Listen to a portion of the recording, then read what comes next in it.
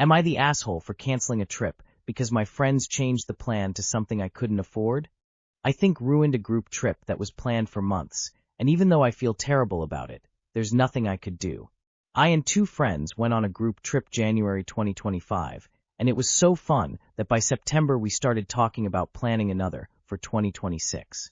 So we did, but then we realized that the plans we had for the trip would require a group of 4, and since we were 3, one of us decided to bring in another friend of hers, which we all accepted.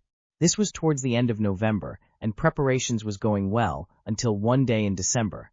The new girl suggested that we change our original destination to someplace else because our original destination wouldn't be ideal for the trip of 4. The friend that brought her in supported her, and the other opposed with me, so we were 2:2 until it became 1:3 few days later, leaving me as the only one opposing the destination change. I made my case to them that I couldn't afford to spend nearly double of what my initial budget was, and the new plan was going to extend into a new week, whereas the former was for weekend only. I suggested to opt out, but was told that would ruin the plan of 4. Yes, if I could I wouldn't object to a destination change, because the new destination was honestly better, but I made it clear that I couldn't. I even spoke to each of my 2 friends private, but plans weren't going to change anymore.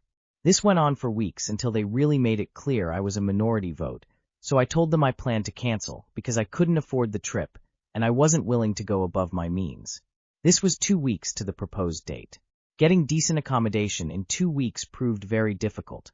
Only found one that wasn't up to standard a few days later, so the trip was officially canceled because there's no need to accept a place like that when the trip was already ruined, because all the plans made for the trip was for a group of 4. So technically I think I ruined the trip. You added the 4th person because the plans for the original destination would require 4 people. But then the destination wouldn't be ideal for 4 people, so you should change the destination? What changed? Not the asshole. Technically, the friends ruined the trip by not allowing you to stay on budget. Not the asshole for making a financially sound decision. Am I the asshole for ignoring my mother-in-law's calls after she told people I asked her for money and twisted our private conversation? I have a complicated relationship with my mother-in-law. From the beginning she didn't like me when I joined the family. She told my brother-in-law that I was only with my husband because he is successful and rich, that I don't genuinely love him, and that our marriage wouldn't last. About a year later, she suddenly changed her tone and started saying I'm a good daughter-in-law, and like the daughter she finally has. But she still makes negative comments about me behind my back instead of saying anything directly to me. Some background. My in-laws are separated, but not divorced. Mother-in-law lives alone. My husband, my brother-in-law, and I live with my father-in-law. For a while I thought mother-in-law and I were getting closer. We hung out a few times, and I opened up to her about small frustrations regarding my husband/BIL/FIL. She seemed supportive and gave advice.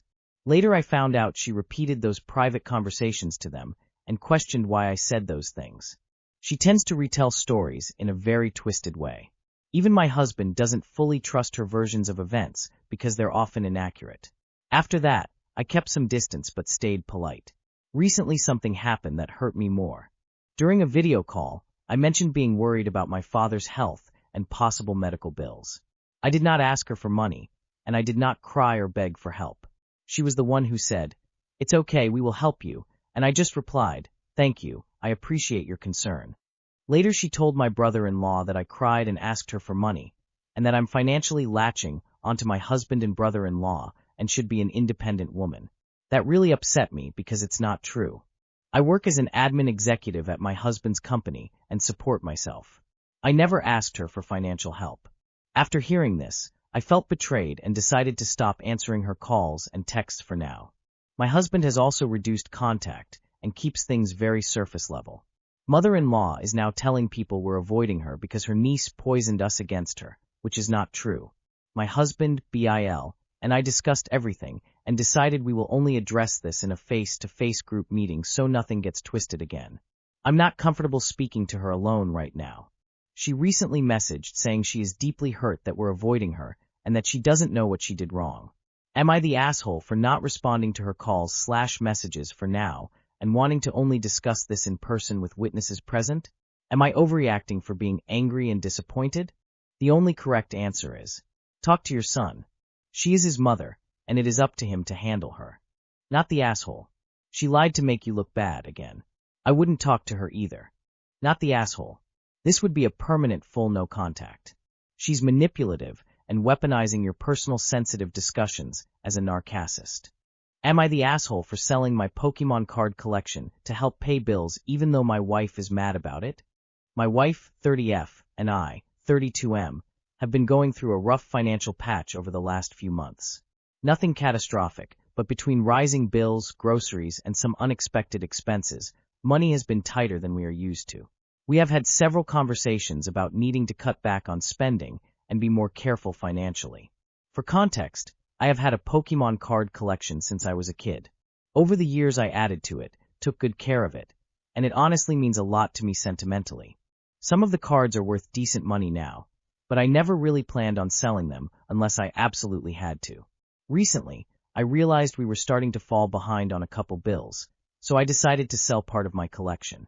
It was not an easy decision, but I figured helping stabilize our finances was more important than holding onto cardboard, even if it was meaningful to me. The money helped cover bills and relieved a lot of my personal stress about our situation. Here is where the issue starts. While I have been trying to cut spending, my wife has continued going out with friends fairly often. She goes to brunches, shopping trips, concerts, and weekend outings. I have tried bringing up budgeting and cutting spending together, but she usually says she needs those things for her mental health and social life. When she found out I sold my collection, she got really upset. She said I should have talked to her first, because she knows how much the collection meant to me. She also said I was being dramatic, and that there were other ways we could have handled the bills. I pointed out that I have been trying to reduce spending while she has not really changed her habits, and that is when the argument got worse. Now she says I am guilt-tripping her and making her feel like she is irresponsible with money.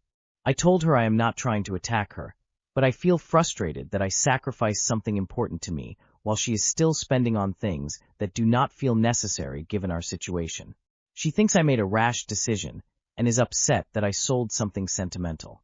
I feel like I was trying to be responsible and help both of us. So am I the asshole? Not the asshole. Hope y'all don't have kids because your wife is not compatible with someone who wants to build a financially stable life. Not the asshole. If she's upset that you sold part of your collection to stay on top of everything, then she should be cutting back too, so that you won't have to stay on top of everything by yourself. Not the asshole. The wife should feel guilty for her spending habits. She should be cutting back on her non-essential spending until the financial situation changes. Am I the asshole for telling my wife my mother-in-law can't move in? We bought a house a year ago. The house has a spacious basement that we were planning on turning into a living area for my MIL. That project probably won't happen for a few years due to the cost. My mother-in-law lives in a Section 8 type of building for older people.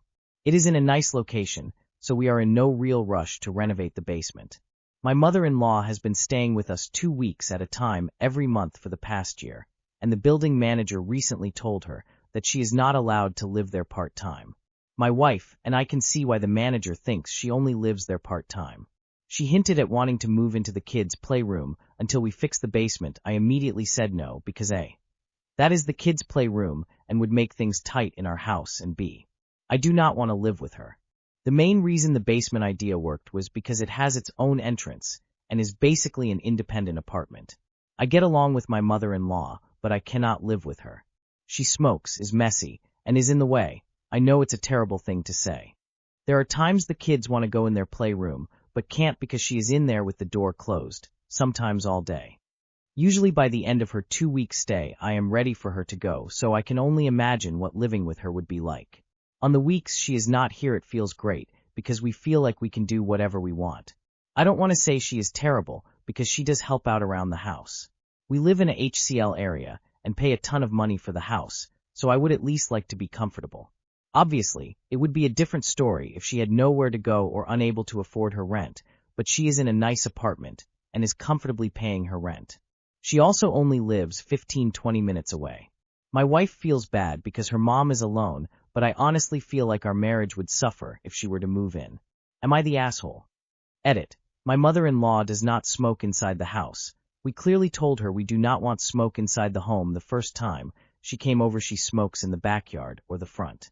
Not the asshole, but I promise you the basement isn't a better solution. Info. Why is she currently living with you 2 weeks a month if she has her own place? 2 weeks consecutively each month? Why? And your poor kids if they can't use their playroom half the time. Does she smoke in your home?